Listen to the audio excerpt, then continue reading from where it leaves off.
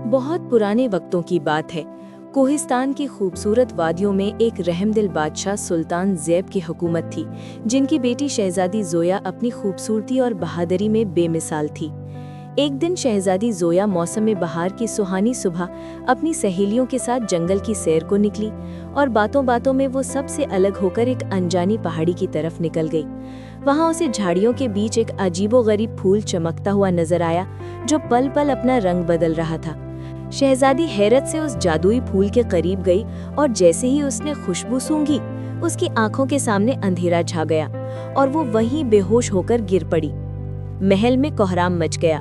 बड़े बड़े हकीम आए, मगर शहजादी को होश न आया। बादशाह ने ऐलान किया कि जो शहजादी को जगाएगा उसे आधी सल्तनत मिलेगी। इसी शहर में बिलाल नामी एक गरीब नौजवान रहता था, जो भाकों से तंग आ चुका था।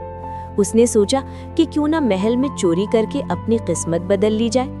अंधेरी रात में जब हर तरफ सन्नाटा था और हवाएं साए साए कर रही थी, बिलाल मुंह पर कपड़ा बांधकर पहरेदारों की नजर बचाता हुआ मौत के खौफ से कांपते हाथों के साथ महल की दीवार पर चढ़ा और एक खुली खिड़की से अंदर कूद गया।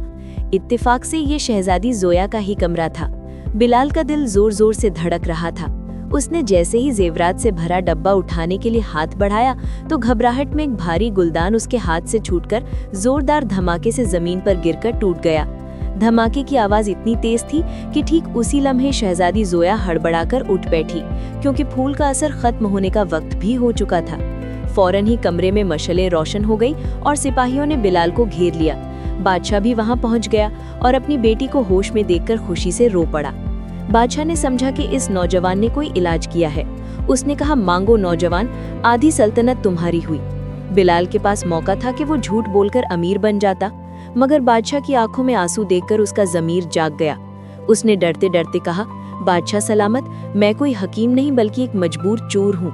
मुझे लगता है शहजादी ने 7 रंगी निंदेरा फूल सूंघ लिया था, जिसका असर 15 दिन बाद जोरदार आवाज सुनने से ही टूटता है। मैं तो यहाँ चोरी करने आया था, क्योंकि रियासत में बहुत गुर्बत है। बादशाह बिलाल की सच्चाई और बहादुरी देखकर दंग रह गया। उसने सोचा कि जो शख्स मौत के डर से भी सच बोल सकता है, वो बेहतरीन वजीर बन सकता है। बादशाह ने बिलाल को माफ कर दिया, अपनी बेटी की शादी उससे करवाई और उसे रियासत का वजीर बना दिया, जिसने बाद में गरीबों की किस्मत बदल दी।